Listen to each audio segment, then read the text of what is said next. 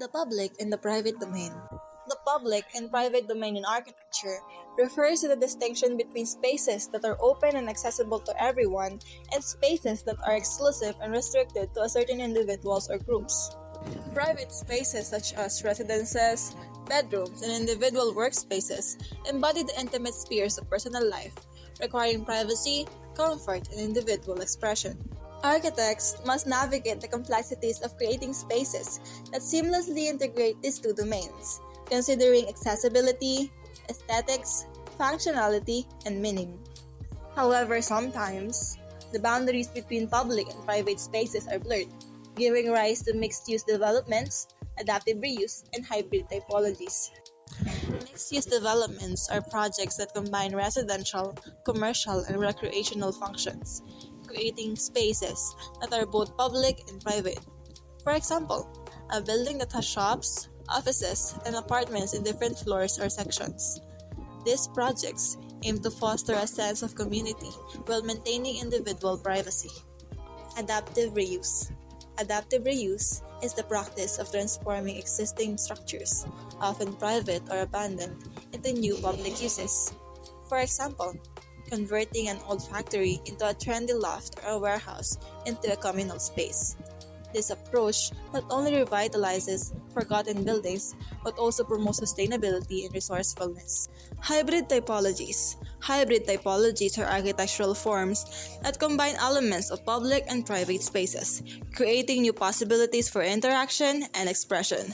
For example, a courtyard that is open to the public but also serves as a private garden for the residents, or a balcony that extends the private space of a room but also connects to the public street. These forms challenge the conventional boundaries between the public and the private domain, and invite experimentation and diversity. Urban coherence issues. Urban coherence issues in architecture are the challenges and problems that arise from the lack of harmony, consistency, and connectivity among the elements of urban form and structure. Urban coherence is a normative concept that implies the desirable quality of urban design, based on the spatial proximity and consistency of streets, land uses, and buildings. Urban coherence can enhance the functionality, aesthetics, and meaning of urban spaces, as well as foster social interaction and community engagement. However, urban coherence is often compromised by various factors, such as rapid urbanization, market forces, conflicting interests, and changing fashions of urbanism. Some of the common urban coherence issues in architecture are fragmentation, homogenization, and alienation. Fragmentation. Fragmentation is the phenomenon of breaking up the urban fabric into isolated and disconnected parts, resulting from the lack of integration and coordination among different actors, scales, and sectors of urban development. Fragmentation can lead to spatial discontinuity, functional segregation, and social polarization. Homogenization. Homogenization is the phenomenon of reducing the diversity and complexity of the urban fabric, resulting from the imposition of standardized and uniform patterns of urban development. Homogenization can lead to spatial monotony, functional redundancy, and cultural erosion. Alienation.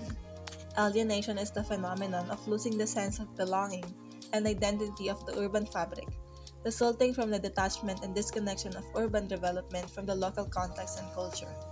Alienation can lead to spatial anonymity, functional irrelevance, and social apathy.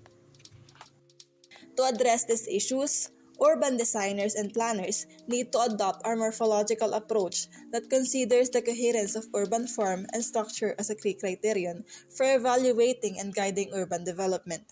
By applying a set of quantifiable morphological indicators such as spatial proximity and consistency, urban designers and planners can measure and improve the coherence of urban fabric.